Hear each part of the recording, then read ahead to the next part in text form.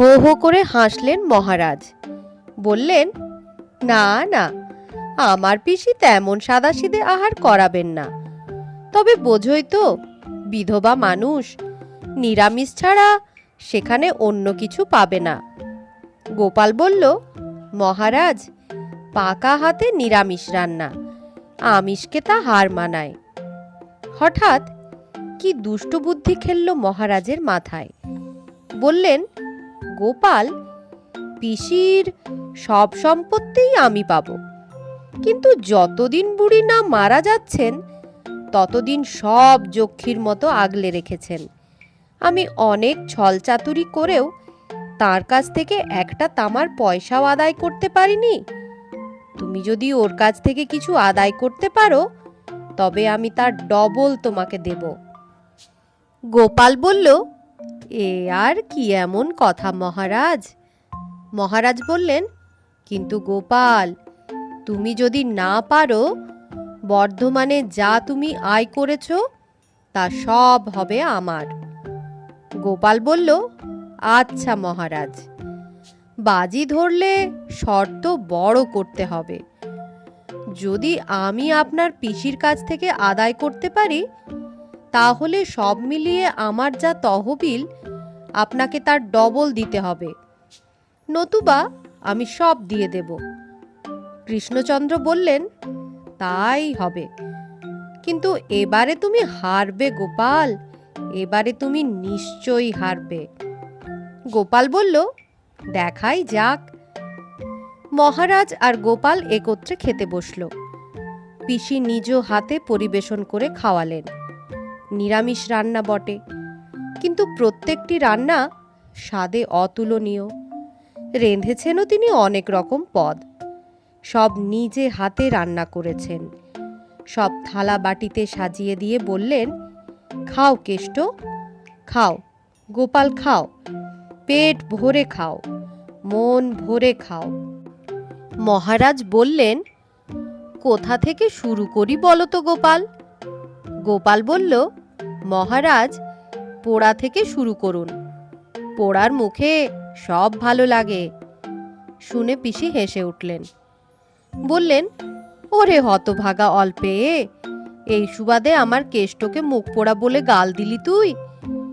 মহারাজ বললেন, আমার আদরেই ওটা মাথায় উঠেছে পিসি।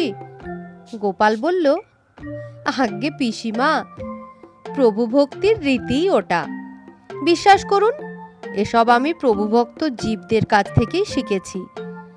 মহারাজ চোখ পাকিয়ে বললেন, সত্যিই কি তোমার মুখে কিছু আটকায় না গোপাল?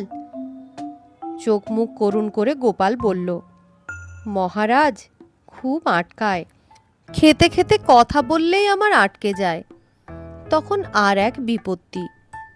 পিসি বললেন, না না, তোমার আর আটকিয়ে দরকার নেই, কথা না বলে এবার খেয়ে নাও। ওরা খাওয়া শুরু করলো। গোপাল এক একটা পদ খায় আর প্রশংসায় উচ্ছ্বসিত হয়ে ওঠে। আহা, কি রেঁধেছেন পিসিমা, একদম অমৃত। প্রত্যেক পদই একবার করে চেয়ে নিচ্ছে গোপাল। কৃষ্ণচন্দ্রের খাওয়া শেষ হয়ে হাত শুকিয়ে উঠল। গোপাল তখনও খেয়ে চলেছে। কৃষ্ণচন্দ্র তাগিদ দিলেন। গোপাল বলল, আপনি উঠে পড়ুন মহারাজ, আমার দেরি হবে। পিসিও বললেন, তুই ওঠ না, ওকে তাগিদ দিচ্ছিস কেন, ও খাক। রাজা মশাই উঠে চলে গেলেন। আর সেই অবসরে লাউয়ের ঘন্টের সঙ্গে গোপাল মিশিয়ে নিল কাপড়ের মধ্যে লুকিয়ে রাখা কুচো চিংড়ি ভাজা। তারপর একটু একটু করে চাটতে থাকলো। ইতিমধ্যে পিসি ফিরে এলেন। বললেন, কি বাবা গোপাল, আর কি দেব বাবা? তোমাকে খাইয়ে বড় সুখ, যে রান্নার স্বাদ না বোঝে তাকে খাইয়ে কি আনন্দ হয়? গোপাল বলল, পিসিমা, পেট ভরে গেছে অনেকক্ষণ, কিন্তু মন কিছুতেই ভরছে না। আপনার সব রান্নাই অমৃত, কাকে ফেলে কাকে খাই বলুন তো? তবে আপনার এই লাউ চিংড়ির ঘন্টটার কোনো তুলনাই নেই। পিসি বললেন, লাউ চিংড়ি নয়, লাউয়ের ঘন্ট বলো। বহু কষ্টে এ সময়ে লাউটা জোগাড় করেছি। গোপাল বলল, লাউয়ের ঘন্টও বটে, আর লাউ চিংড়ির ঘন্টও বটে, বড় স্বাদ হয়েছে পিসিমা। পিসি ধমক দিলেন, কি চিংড়ি চিংড়ি করছো? আমি বিধবা মানুষ, আমার হেসেল থেকে চিংড়ি আসবে কিভাবে? গোপাল বলল, বাহ, আমি খাচ্ছি, আমাকে ধমক দিলেই হবে? এই দেখুন। গোপাল চিংড়ি মেশানো ঘন্টটুকু মেলে ধরল পিসির সামনে। দেখে পিসির চোখ কপালে উঠল। তিনি আতঙ্কে প্রায় কেঁদে ফেললেন। কিভাবে এসব হলো গোপাল? পিসি বললেন। গোপাল বলল, তাই তো, বিধবার হেসেলে চিংড়ি খাওয়ার আনন্দে এসব তো আমি ভেবেই দেখিনি। মহারাজও হয়তো খেয়াল করেননি, ভাগ্যে তার খেয়াল হয়নি। খুব বাঁচা গেছে পিসিমা, মহারাজ যা গোঁড়া মানুষ, একবার তার কানে উঠলে। পিসি আর্তনাদ করে উঠলেন, আমার কি হবে গোপাল? গোপাল বলল, কি আর হবে পিসিমা, গোপালের মুখ থেকে এক বর্ণও বের হবে না। তবে আর কেউ যদি দেখে থাকে, তাদের মুখ বন্ধ করতে খরচপাতির জন্য তুমি ভেবো না গোপাল, আমার সম্পত্তি বিশাল, খাবে কে? আমি আর কদিন, সবই তো পড়ে থাকবে, কিন্তু সুনাম যদি যায়। গোপাল বলল, কিচ্ছু ভাববেন না পিসিমা, প্রথম যখন গোপালের নজরে পড়েছে তখন ভেবে নিন কারও নজরেই পড়েনি। আপনি হাজার দুয়েক। আমি এক্ষুনি দিচ্ছি বাবা, আমি এক্ষুনি দিচ্ছি। পিসি তাড়াতাড়ি টাকা এনে গোপালকে দিলেন। গোপাল গিয়ে দিল মহারাজকে, বলল, এই নিন। আমার খাওয়া দেখে খুশি হয়ে পিসিমা উপহার দিলেন। মহারাজ বললেন, আসল ব্যাপারটা খুলে বলো তো গোপাল। গোপাল বলল, মহারাজ, প্রত্যেক মানুষেরই দুর্বল জায়গা আছে, সে জায়গাটা খুঁজে বের করতে পারলেই তাকে দিয়ে মনোমতো কাজ করিয়ে নেওয়া যায়। পরম আনন্দে বর্ধমান থেকে কৃষ্ণনগরে ফিরে এলো গোপাল। দুজন পিসির কথা আলোচনা করতে করতে সিংহদ্বার দিয়ে ঢুকছে। এমন সময়ে সেখানে এসে হাজির হলেন কৃষ্ণচন্দ্রের এক সম্পর্কিত মামা। সেই সুবাদে সকলে তাকে মামা বলে ডাকে। মামা একটা কাঁচা মূলো খাচ্ছিলেন, এতে নাকি স্বাস্থ্য ভালো হয়। মামা কৃষ্ণচন্দ্রকে বললেন, ও লোকটার কাছে দিনরাত কি যে তুই শুনিস, লোকে কথাই বলে, পাগলে কি না বলে। গোপাল বলল, মামা, সেই সঙ্গে লোকে বলে ছাগলে কিনা খায়। মামার মূলো খাওয়া শেষ হয়ে এসেছিল, বাকিটা ফেলে দিয়ে বললেন, কে? গোপাল? তাই বলো? আহা হা হা, দিন দিন চেহারা কানা কি হচ্ছে বলো তো, একেবারে ভূতের মতো।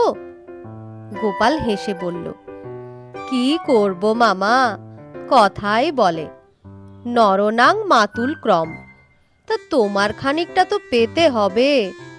মহারাজ হো হো করে হেসে উঠে বললেন, মামা, কেন যে গোপালকে ঘাঁটাতে যাও, কি দরকার ওর সঙ্গে কথা বলবার? মামা বললেন, না, ওটি যে তোমার নাড়ু গোপাল, তাকে জানে, দিনরাত ওর হাতে নাড়ু দিতে হবে। গোপাল বলল, না না, নাড়ু গোপালকে তো হাতে নাড়ু দেয় না মামা, তার পায়ের কাছে জমা রাখে। মামা পালালেন। সভায় এসে মহারাজ এক আশ্চর্য মানুষের সাক্ষাৎ পেলেন।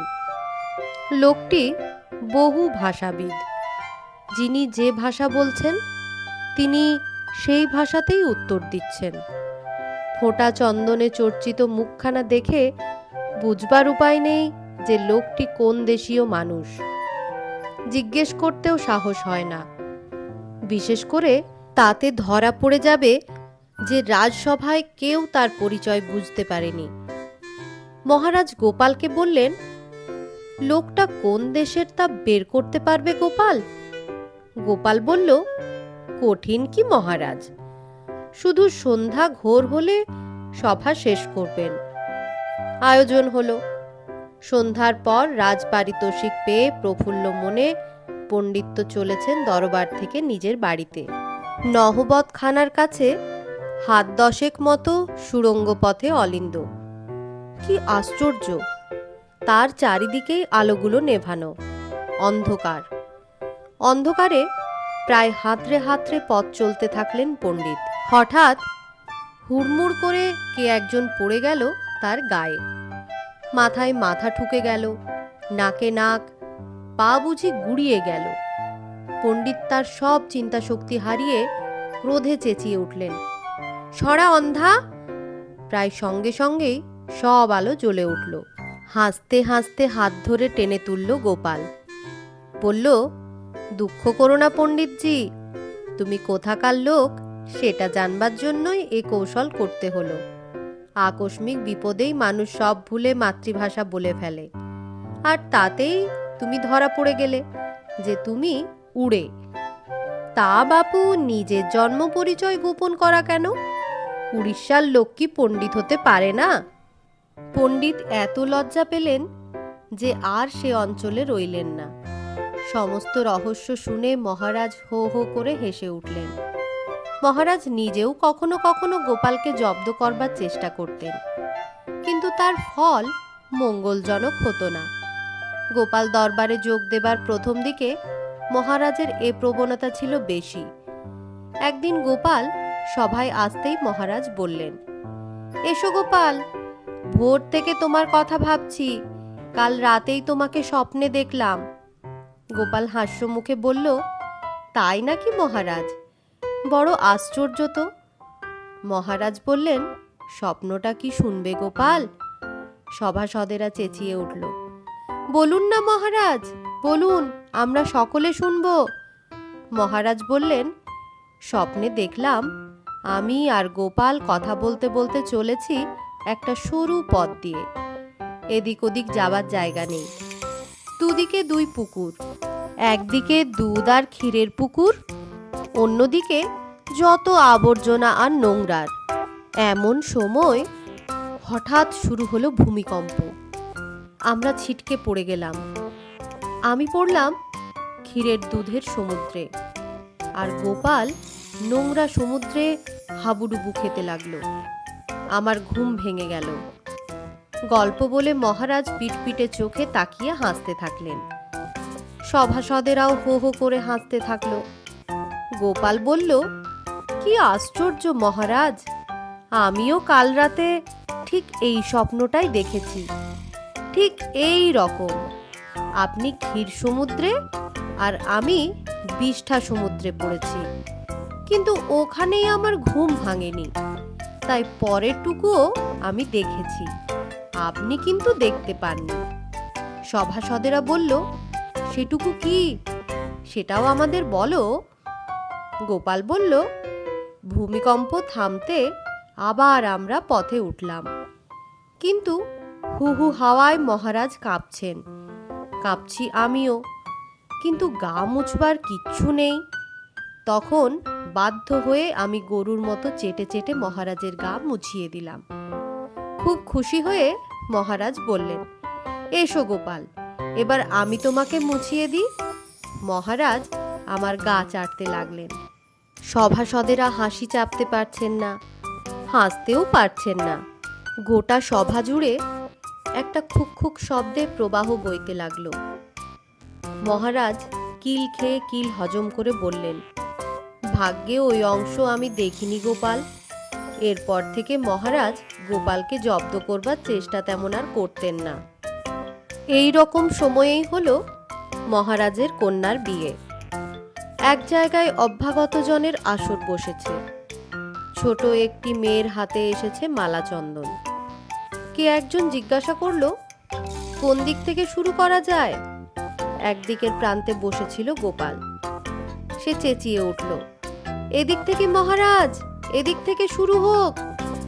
বহু বিশিষ্ট মানুষ রয়েছেন সেখানে। তাদের মধ্যে গোপালের এই ভঙ্গি মহারাজ ভালো চোখে দেখলেন না। একটু রূঢ়ভাবেই বললেন, এবার কান মলা দেব গোপাল। একই ভঙ্গিতে গোপাল বলল, বেশ, তবে ওটা ওদিক থেকে শুরু হোক। এবার সকলে হো হো করে হেসে উঠল।